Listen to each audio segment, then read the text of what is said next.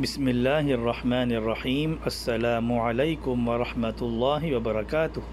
Daily فقہ channel میں آپ کو خوش آمدید۔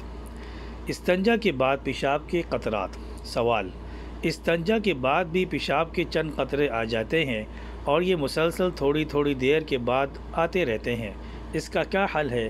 دوران نماز اگر یہ محسوس ہو تو جا کر دوبارہ وضو کروں یا نماز اسی حالت میں ادا کروں؟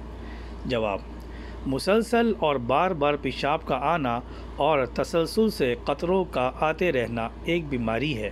آپ اس کا علاج کرائیں۔ اگر 2-4 منٹ تک نہ آنے کا یقین ہو تو صرف فرض نماز پڑھ لیا کریں، اور اگر ایسا بھی نہ ہو سکے تو ایسی صورت میں ڈھیلے اور پانی سے استنجا کر کے شرمگاہ کے سوراخ میں روئی وغیرہ رکھ لیں تاکہ طریق خروج کا شبہ نہ رہے۔